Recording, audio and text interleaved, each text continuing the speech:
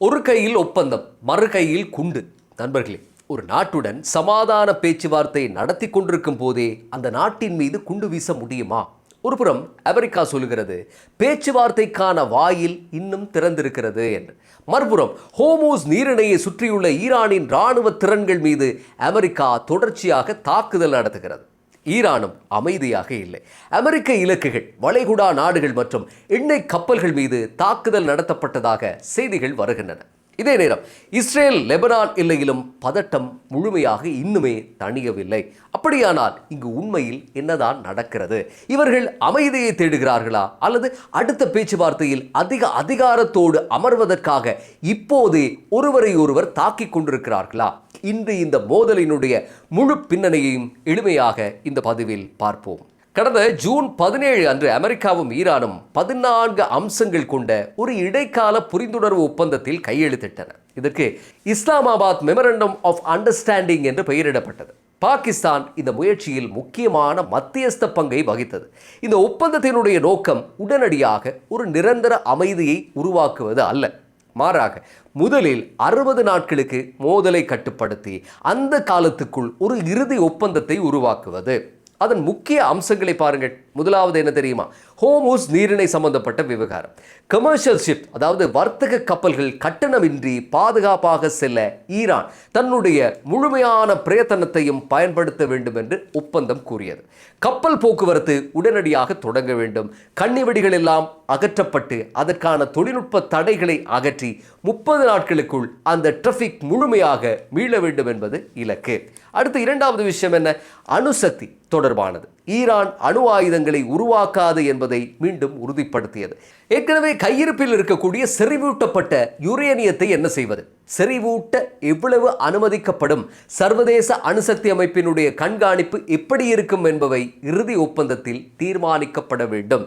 இதனுடைய பொருள் ஈரானினுடைய அனைத்து அணுசக்தி நிலையங்களையும் உடனடியாக அகற்றுவது அல்ல. மூன்றாவது, ஈரானிய எண்ணெய் ஏற்றுமதிக்கு உடனடியாக தள்ளுபடிகளை வழங்குவது. முடக்கப்பட்ட ஈரானினுடைய நிதியை பயன்படுத்துவதற்கான நடைமுறையை உருவாக்கவும் அமெரிக்கா உறுதியளித்திருந்தது. மேலும் ஈரானினுடைய மறுகட்டமைப்பு மற்றும் பொருளாதார வளர்ச்சிக்காக குறைந்தது $300 பில்லியன் அளவிலான திட்டத்தை உருவாக்குவது பற்றியும் அந்த வரைவில் குறிப்பிடப்பட்டிருந்தது. பேப்பரில் பார்க்கும்போது இது மிகப்பெரிய ஒரு மாற்றம் தான். ஆனால் பிரச்சனை என்ன தெரியுமா? மிக முக்கியமான விவரங்கள் அனைத்தும் பிறகு பேசி தீர்மானிப்போம் என்று விடப்பட்டிருந்தன அந்த ஒப்பந்தத்திலே. ஆழமாக இதை பார்த்தால் ஒப்பந்தத்திலிருந்தே தொடங்கி இருக்கிறது குழப்பம். சரி, ஹோமூஸ் நீரிணை உலகத்தினுடைய மிக முக்கியமான கடல் வழிகளில் ஒன்று. போருக்கு முன்பும் உலகத்தினுடைய எண்ணெய் மற்றும் திரவ இயற்கை எரிவாயு வர்த்தகத்தில் சுமார் 1/5 பகுதி இந்த பாதை வழியாகத்தான் சென்றது. ஆனால் இந்த நீரிணையினுடைய வடக்கு பகுதி ஈரானினுடைய கடற்கரையையும் தெற்கு பகுதி ஓமானின் கடற்கரையையும் ஒட்டி செல்கிறது.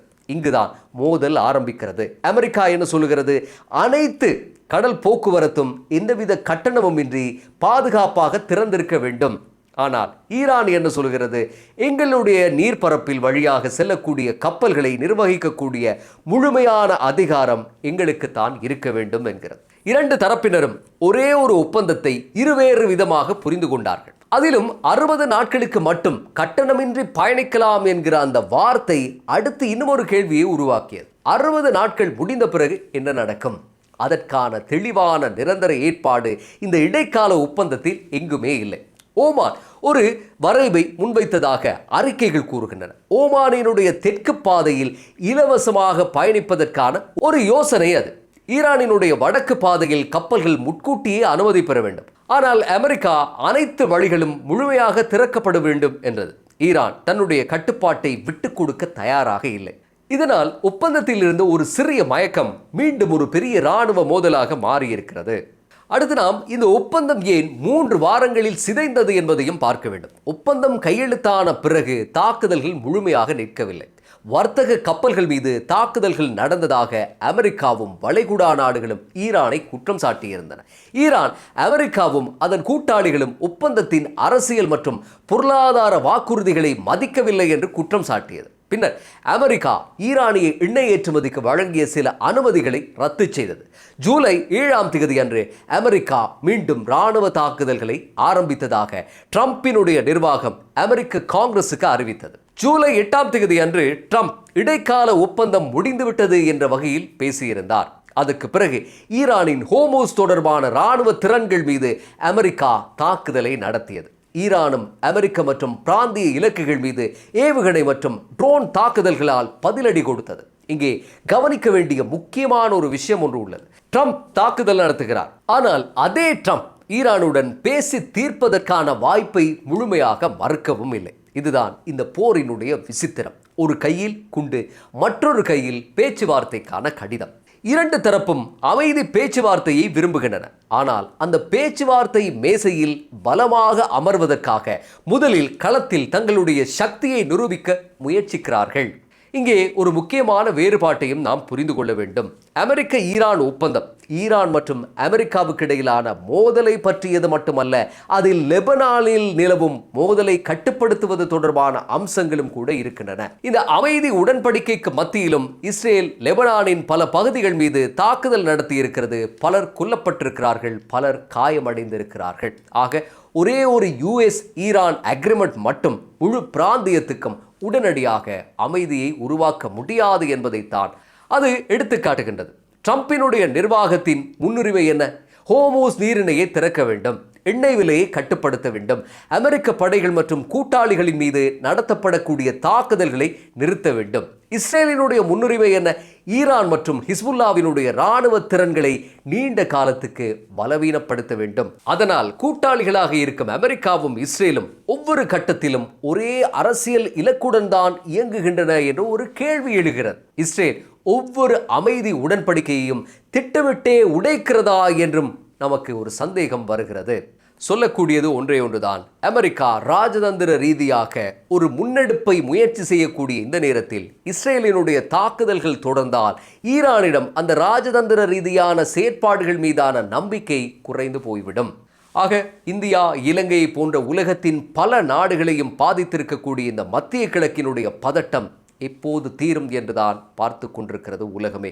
நேற்றைய தினம் நடந்த ஒரு தாக்குதலின் போது பயணம் செய்து கொண்டிருந்த ஒரு கப்பலில் இருந்த இந்திய பணியாளர் ஒருவரும் உயிரிழந்திருக்கிறார் என்ற கவலை நிறைந்த செய்தியும் வெளியாகியிருந்தது.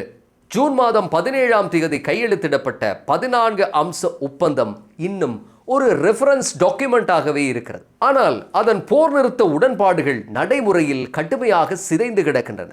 அமெரிக்கா மீண்டும் தாக்குகிறது, ஈரான் பதிலடி கொடுக்கிறது. ஹோமோஸ் நீரிணையின் நிர்வாகம் தொடர்பாக இரண்டு தரப்பும் பின்னடைய மறுக்கின்றன. ஓமான், கட்டார் மற்றும் பாகிஸ்தான் போன்ற நாடுகள் இன்னும் மத்தியஸ்த முயற்சிகளில் ஈடுபட்டு கொண்டுதான் இருக்கின்றன. ஈரானிய வெளியுறவுத்துறை அமைச்சர் அப்பாஸ் அராக்சி அமெரிக்காவினுடைய எச்சரிக்கைகள் தொடர்ந்தால் இறுதி ஒப்பந்தத்துக்கான பேச்சுவார்த்தை ஆரம்பிக்க முடியாது என்று கூறியிருக்கிறார். அமெரிக்காவும் ஈரான் வர்த்தக கப்பல்கள் மீதான தாக்குதல்களை நிறுத்தி அனைத்து வழிகளையும் கட்டணமின்றி திறக்க வேண்டும் என்று கோரி நிற்கிறது. எனவே இது அமைதிக்கும் போருக்கும் இடையிலான சாதாரண தேர்வு அல்ல. இது யார் முதலில் பின்னடைவது, ஹோமோஸ் நீரிணையை யார் நிர்வகிப்பது, ஈரானின் அணுசக்தி திட்டம் மீது எவ்வளவு கட்டுப்பாடு விதிக்கப்படும், தடைகள் எப்போது நீக்கப்படும், இஸ்ரேல் லெபனான் மோதலை எப்படி கட்டுப்படுத்துவது என்ற பல பெரிய கேள்விகளை கொண்ட ஒரு அதிகார போட்டி.